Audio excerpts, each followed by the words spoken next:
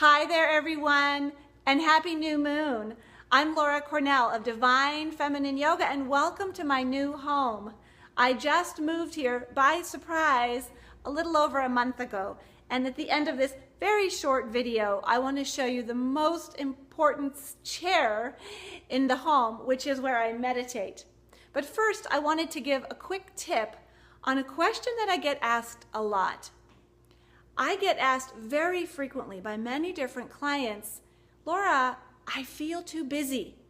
What can I do about that? Now, I get this question from new teachers who are just raring to get started, from really experienced teachers, and from yoga studio owners and other conscious healing professionals. And it's a question that I've gone through a lot myself and I've worked on personally in a practical way as well as spiritually. So I want to give you 5 tips to deal with feeling too busy. So here's the first tip. Number 1, set clear working hours and clear off-limits hours. So many yoga teachers today are always on social media, feeling pressure to answer their phone, which might be in our hip pocket on our cell phone, to be on Facebook, social media 24/7. And it just really wears on you. I highly recommend that you have a start time to your day and an end time to your day, and you plan it and you make your working hours fit in there. Have a beginning of the day, maybe put on special work clothes, go to a different place, even if it's in your own home, have a different place, not where you meditate or do your practices, away from that for work. When you come home from work, even if it's in the same space, have a really clear ritual to say, I'm done now. Close the laptop, turn off the computer, put a blanket over it, wish it well, do your meditation or your practices at the end of the day, and promise yourself you will not turn back on your email for the rest of that day. The second tip is to prioritize and set realistic goals. It's wonderful to have a lot of drive and passion and purpose, and it's very common to have many ideas for future projects. But at the same time, we can drive ourselves nuts with thinking that something that would be reasonable to accomplish in a year, that we should accomplish that this week. So I highly recommend you make a list of all the projects you have, and then choose which are realistic for the next 3 months, which are realistic for the next year, and which are really more like 3 or even 5 years out. That will give you a little break. You won't always be beating yourself up about what you haven't done, and you can celebrate what you have done. Each week, set a time to prioritize and a time to work on your highest leverage goals, and then release the rest for later. The third tip is to, celebrate your successes really consciously. I talked to a client recently who said, Laura, I just had this success. I filled my classes, and then they refilled for the second series. She felt great. But then she realized she was putting pressure on herself and creating this mental tension of how was she going to do it again.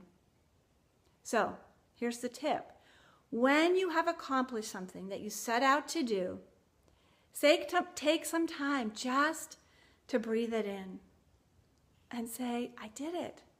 Yay. Take yourself on a walk around the block and don't think about work. Or take yourself out for tea or out for the day to a spa with a girlfriend. When you launch a new program and it's successful, that's worth a lot. And it's worth letting yourself off the hook right away for accomplishing something new. It's kind of like at the end of a yoga practice, we do Shavasana and we do meditation. It's the same at the accomplishment of a project or a goal. Take time to rest. The fourth tip is to delegate. Should you be one of those lucky teachers who has so many private clients, or maybe you're a studio owner and there's many tasks in your studio, or you're going from location to location and you are genuinely busy and full. This is what we call a high quality problem to solve. but it does need to be addressed. Because as things start to really take off in your business, you can get, on a very practical level, too busy. So here's what I recommend you do to get started delegating. Make a list of all the things you do every week or every month that you love. And another list of all the things you do that you don't love so much. And look at that list of not loves and pick one thing on that list that you can give to someone else. What would be the easiest thing and have the highest leverage for you to give to someone else? You're going to train another person in that, and one by one, you give tasks to other people, and that's how you grow more time for you to do the things that you love and that are going to really move your business forward.